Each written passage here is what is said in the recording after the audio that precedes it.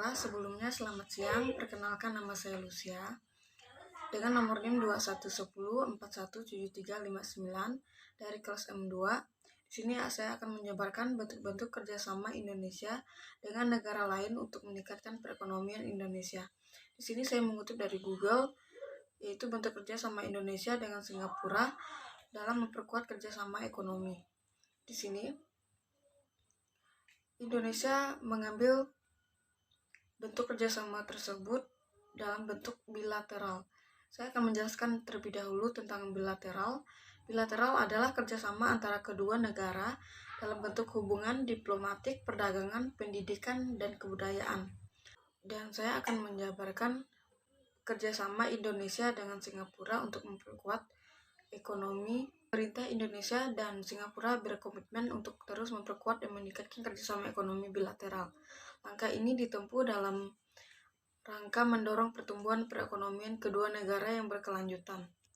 Indonesia dan Singapura bersepakat untuk melakukan extraordinary effort serta memunculkan terobosan kebijakan baru guna memastikan aspek protokol kesehatan yang ketat dan pemulihan perekonomian dapat terus berjalan beriringan. Pertemuan tersebut turut membahas capaian kerjasama Indonesia bilateral dari 6 working groups, antara lain Batam, Bintam, Karimun, dan kawasan ekonomi khusus, dan investasi, transportasi, pariwisata, ketenagakerjaan, dan agribisnis. Airlangga bersama Menteri Perdagangan dan Industri Singapura Chan Chun Sing menyepakati laporan kemajuan kerjasama 6 working groups Joint Reports to Leader untuk dilaporkan dalam pertemuan kedua kepala pemerintah yang akan datang.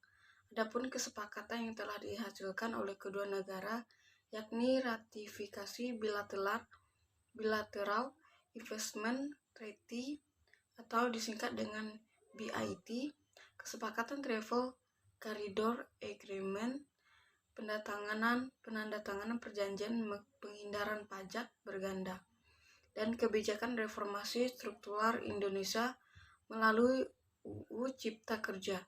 Airlangga menuturkan kesepakatan itu penting untuk dilakukan sebagai upaya penyempurnaan iklim investasi dan peningkatan daya saing ekonomi Indonesia di kawasan, dalam rangka mendorong pertumbuhan ekonomi di kawasan BBK yang berbatasan langsung dengan Singapura. Jadi untuk kesimpulan dari bentuk-bentuk kerjasama tersebut dari saya adalah, kesimpulannya adalah Indonesia dengan Singapura saling mendapatkan keuntungan dari kerjasama tersebut dalam bentuk bilateral tersebut, karena pada masa tersebut adalah masa maraknya peningkatan pandemi COVID-19 yang banyak merugikan di masing-masing negara, sehingga Indonesia mengambil kesepakatan kerjasama dengan negara lain, yaitu salah satunya ialah Singapura, supaya perekonomian setiap negara ditindaklanjuti dan tidak mengalami krisis perekonomian secara drastis. Sekian dari saya, terima kasih.